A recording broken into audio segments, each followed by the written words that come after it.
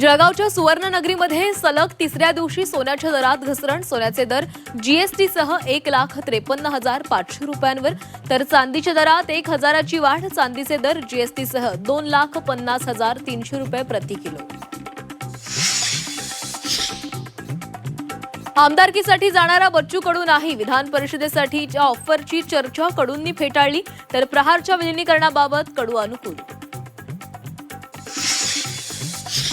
विधान परिषदेच्या एका जागेसाठी राष्ट्रवादी काँग्रेस उद्या उमेदवारी अर्ज भरणार. आज संध्याकाळपर्यंत उमेदवाराचं नाव घोषित करणार.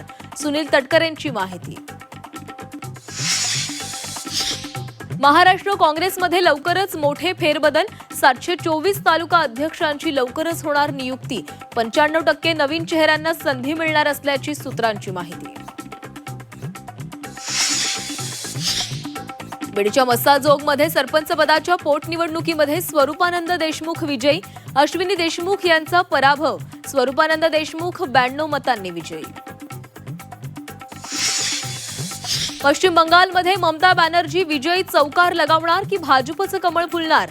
केरळ, तामिळनाडूत सत्ता बदल होणार का? झी 24 तासवर संध्याकाळी 6 वाजल्यापासून पहा AI एक्झिट पोल.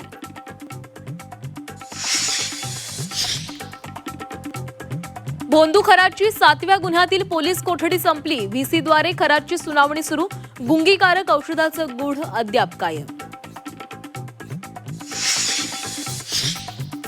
भोंदू मनोहर भोसलेवर करमाळ्यात फसवणुकीचा गुन्हा दाखल. पुण्यातील एका व्यक्तीची 1,76,000ची फसवणूक. धागा बांधण्यासाठी उकळले 1.5 लाख रुपये.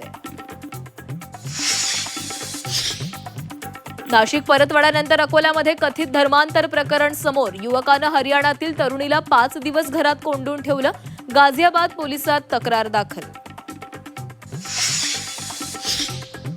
आज आणि उद्या विदर्भातील सर्व जिल्ह्यांना उष्णतेचा येलो अलर्ट. महाराष्ट्रासह देशभरात 50 जवळ पारा गेल्यानं सर्वसामान्य बेहाल. तर लातूर जिल्ह्यात उष्माघाताचा 4था बळी. नाशिकच्या येवल्यामध्ये उष्णतेची लाट. येवल्यामध्ये पारा 42 अंशांवर. डांबरी रस्त्यावर नागरिकांचा ऑमलेट बनवण्याचा प्रयत्न. जालन्यामध्ये बंदी असलेल्या 325 नशेच्या गोळ्या जप्त. अल्फाझोलम नावाच्या गोळ्या पोलिसांकडून जप्त. गोळ्या विक्री मागे मोठं रॅकेट असण्याची शक्यता. अमेरिकन पासपोर्टवर राष्ट्राध्यक्ष डोनाल्ड ट्रम्प यांचा फोटो. अमेरिकेच्या परराष्ट्र विभागाची अधिकृत माहिती.